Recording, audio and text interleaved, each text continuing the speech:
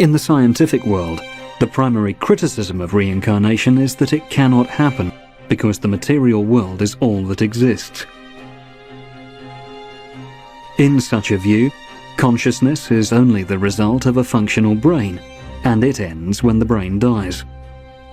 However, the study of near-death experiences and past life memories strongly suggests that not only consciousness, but also emotions and memories survive beyond death. From what we've seen, it's clear that the body of evidence from accumulated past life cases cannot be explained away by insisting that subjects have gained their knowledge from the course of normal events, from guesswork, or from exaggeration. There is, however, one more possible explanation. Could all these cases just be elaborate hoaxes? Frauds orchestrated either by the subject's family, or the investigators? Are all memories of past lives simply fake? If you read Stevenson's cases, you think, okay, the only way that this could be completely normal is if either Stevenson was a fool and he wasn't paying attention to the clues that the kids were being put up to this or being fed this information, or that there was an intentional fraud by the family and that these people were sort of pulling it over on them. And I decided, well, the only way that I'll be able to judge those remaining possibilities are if I actually saw Stevenson at work. Tom Schroeder travelled extensively with Dr. Stevenson in Lebanon and India in order to observe and analyse Stevenson's cases as he investigated them in the homes of the subjects, their relatives, and the families to which the subjects claimed to have belonged.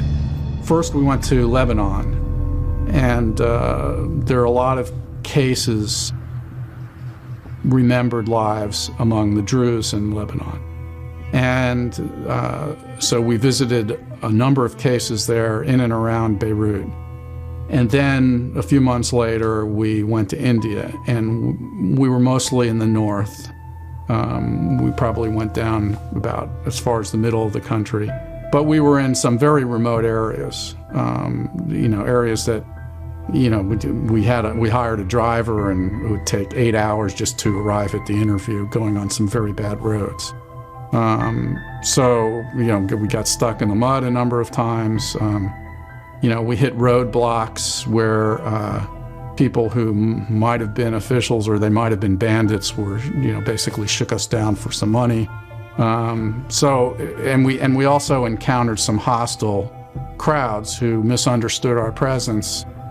And they saw the cameras and the tape recorders and the Western dress, and they figured, well, what's in it for them? And, or maybe they thought we were going to, try to steal one of their children. Dr. Stevenson had over 3,000 cases in his files at the time Tom Schroeder met him. Both Stevenson and I were the first thing we were looking out for was obvious fraud or maybe some kind of insanity on the part of the families or the children or wishful thinking or whatever. But in case after case, what really struck me was these were nice, normal, very reasonable people who were, in some cases, as sort of mystified by the fact that they had these memories, that their children had these memories as we were. After a while, you begin to think the odds of all those cases being explained away are almost less than the odds that there's some force at work in the universe that science doesn't quite understand yet. The trip, Dr. Stevenson's obsessive search for truth, his methods, the tested geographical conditions, and the innocent children in the center of it all had a profound effect on Schroeder. I really wasn't expecting the cases to be quite as compelling as they actually were in person. And I was expecting that, maybe the subjects would seem a little nutty or, transparently, sort of in it for some ulterior motive. But it was right away. I mean, you could just see these were just people like like me, just sitting there, and they had this weird experience and didn't quite know what to make of it. And they were just people trying to figure out what this was all about, just like I was. Very normal, very sane, very articulate. They weren't pushing it. They really didn't care whether we believed them or not.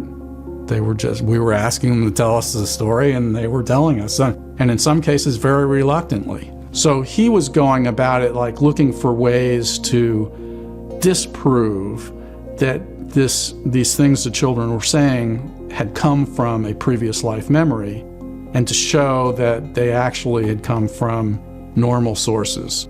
And only when those were all ruled out did he say, I think that what we have here is a case where of probable that it's a paranormal reason. And paranormal in the strict sense, meaning that it's a reason beyond anything that we currently scientifically understand. Ian himself didn't claim that he had proved reincarnation,